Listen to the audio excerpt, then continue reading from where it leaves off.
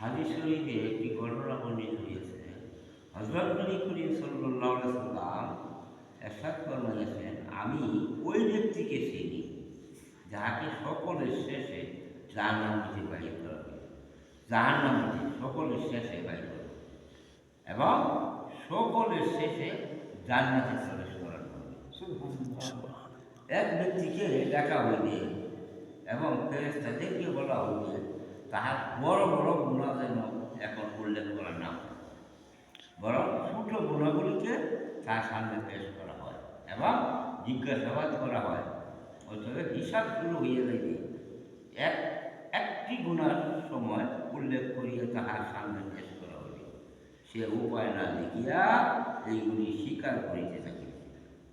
এমন সময় আল্লাহর পক্ষ হইতে ইরশাদ হইবে, তার প্রতিটি গুনাহের মধ্যে একটি নেকি দান কর।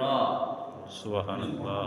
তখন সে তাড়াতাড়ি বলিয়া উঠিবে, আয় আল্লাহ, এখনো অনেক গুণা বাকি রইয়াছে যেগুলি উল্লেখ করা হয় না। এই ঘটনা বর্ণনা করিতে যাইয়া হুজুর সাল্লাল্লাহু আলাইহি সাল্লাম হাসিয়া উঠিলেন। উক্ত ঘটনা প্রথমত তাহাকে সর্বশেষে জাহান্নাম হইতে বাহির করা হইবে, ইহা কি সামান্য সাজা?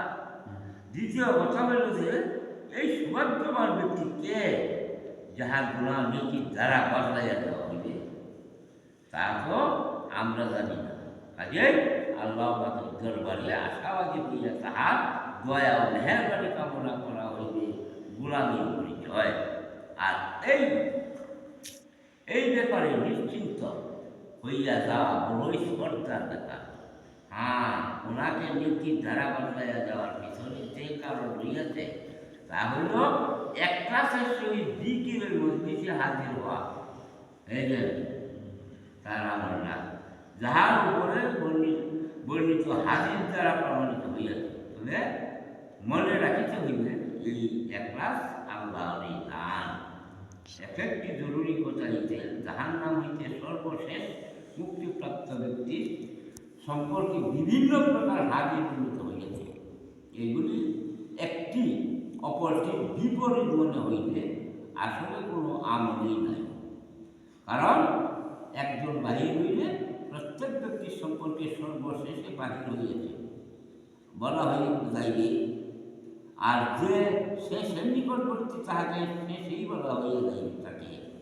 এমনিভাবে ইহার অর্থ বিশেষ বিশেষ দল দ্বারা সর্বশেষে বাহির হইলে তাহার সর্বশেষ ব্যক্তি হইতে পারে।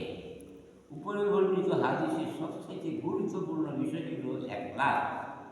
আর একলাসের এই শর্তটি এই কিতাবে অনেক হাদিসে পাওয়া যাইবে। আসলে আল্লাহ তাআলার কাছে একলাসের এই মূল্য, যে পরিমাণ একলাস হইবে আমরা সেই পরিমাণে মূল্যবান হইবে। সুতরাং কারণের মধ্যে একলাসের হাকিকত হইল কথা ও খাস একরকম হওয়া। সামনে এক হাদিসে আসিতেছে, একলাস উহাকে বলে যাহা গুনাহ হইতে বিরত রাখে। আল্লাহ